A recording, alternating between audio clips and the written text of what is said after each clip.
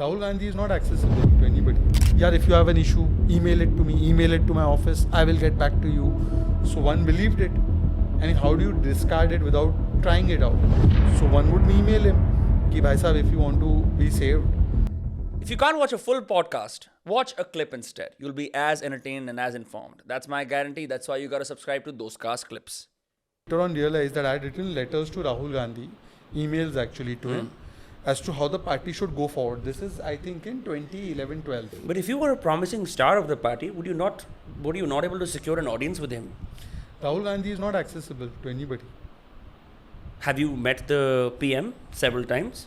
The Prime Minister, yeah, it's very common. He comes to our party office, he comes to our meetings, and when we finish our national executive meetings, and when we break after a session, he's having dinner there, I go up and speak to him.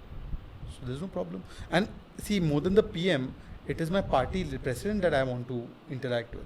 Because I'm in the party, I'm not in government. So government structure is a little different, right? So PM has much more than the party to think about. Right. So why would I go with my party related issues to the PM? That's unfair because PM is thinking about the country. Yeah. So for me, my point of access should be the party president. If I'm sitting right now and if I feel that something is very urgent, and if I send a message to the office of Nadda ji, I am 100% sure that I will get a call back or they will take my point of view. And even with the PM's office, etc., if there is something extremely pressing from party nation point of view, there is no doubt in my mind that it will be communicated to him in the form and way I am telling, so that I get an immediate feedback on it. That is the advantage of the BJP. The BJP, despite the fact that you have Modi ji or Amit Shah ji or Nadda ji being wherever they are very accessible to Karyakartas, to leaders. So now coming back to this thing, Rahul Gandhi was not accessible even back then. And Rahul Gandhi continues to be the way he continues to be. But the point is that, the point is that you had a bunch of people who are insecure, who are just looking at their own interests. And therefore, when ideas were communicated, which were not bad ideas, what were the ideas I was communicating? Around 2011, 2012, I had started realizing that Narendra Modi ji is going to Congress party if we don't get our act together.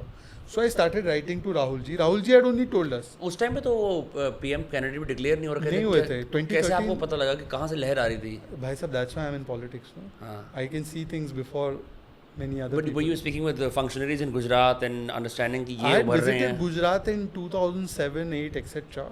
But see, everybody who's in politics, at least one or two things they should have within them is to be able to see or foresee trends that are going to happen in the next 5, 10, 15 years. So I was able to understand that the country, where it is going, what is the sentiment, the Anna movement had started.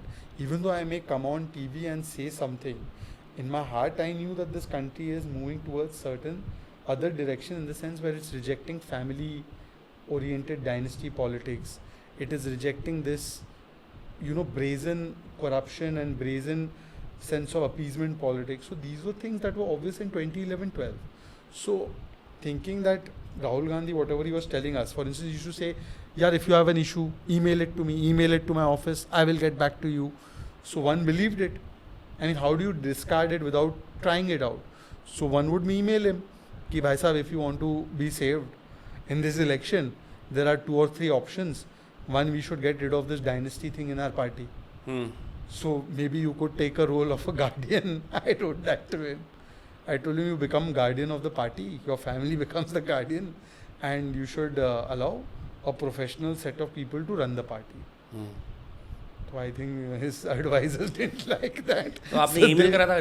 Did you like communicate this to him like through someone else? I think once I had communicated it verbally, and even to Priyanka, I think verbally also, and then in writing and in emails, lot of letters, whole bunch of letters.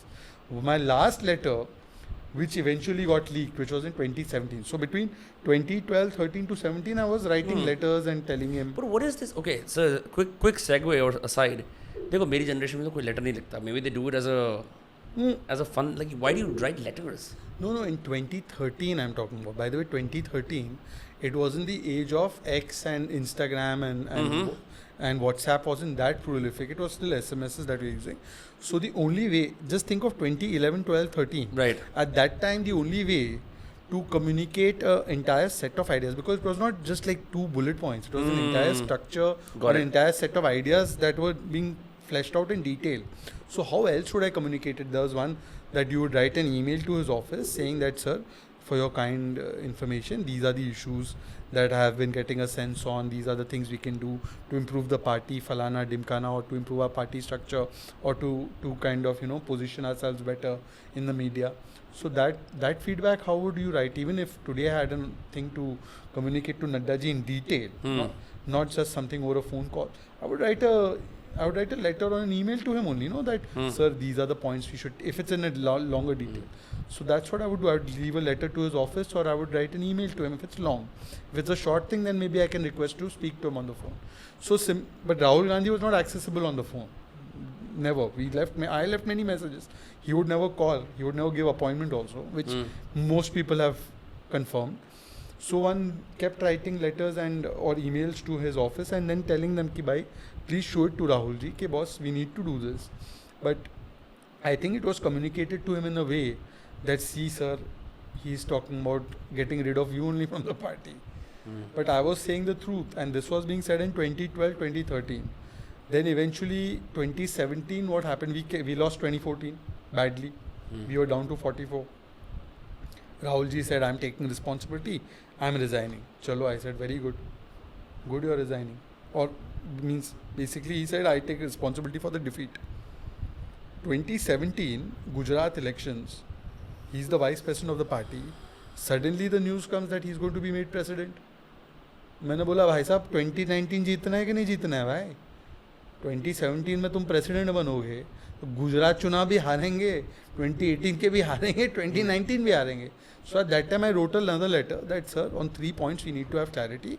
1, that we have to say no to dynasty. 2, that we have to have a clear ideological conviction on what we stand for. We can't one day put tika and say I'm biggest Hindu, and other day wear topi and say I'm biggest Muslim. Let's have a clarity ke what is our ideological positioning. And 3, that what is the approach that we have towards the BJP. Are we going to only abuse Modi? Is there anything else other than what is Modi offering? What is BJP offering? What are we offering as a party? Is there any clarity? Are we offering nationalism? Are we offering social welfare? Are we offering A, B, C? What are we offering? What is our counter narrative to what BJP is saying? BJP is saying this is us. Hindutva is us. ठीक है हमें? हम क्या है? What are we? तो ये मैंने लिखा लेटर, तो वो लेटर ही लीक कर दिया इन लोगों ने. Then it became a public issue. Then he had to resign from the party? No, he didn't resign from the party. He threw me out of the party. You were thrown out from the party. Yeah, thrown out of the party. So Modi ji quoted it in a speech. एक जवान लड़का है Shehzad. I saw the speech. Shehzad, which he continues to say even now. ये शहजादे ने शहजाद को निकाल दिया. तो point is also that 2 lessons from this. One is that first of all, what I said in 2017 and starting from 2012 to 2017, 5 years. Today, on those issues, 2024, they are still relevant for Rahul. Nothing has changed. 2, at that time in 2017, many people in the Congress, used to say, ये गद्दार, ये धोखेबाज to me. क्योंकि आप BJP join कर चुके थे? नहीं मैं बीजेपी तो 21 में ज्वाइन की. I stayed out of politics for 4-5 years. Doing what? That's when I was anchoring shows. अच्छा. Yeah, I was in media full time. Suit वूट पहन के? हाँ, सूट बूट पहन के. सूट तो नहीं पहनता था. I used to have my trademark, like whatever, different kind of a kurta that I used to wear. But so as opposed to many people now who leave one party and come on the other side the next day, I took 4 or 5 years before I came to BJP. So I left, like I was out of Congress in 2017, end 2017. I joined BJP in end 2021. So 4 years. And today, the same people who called me Gaddar in Congress, many of them have joined my party also.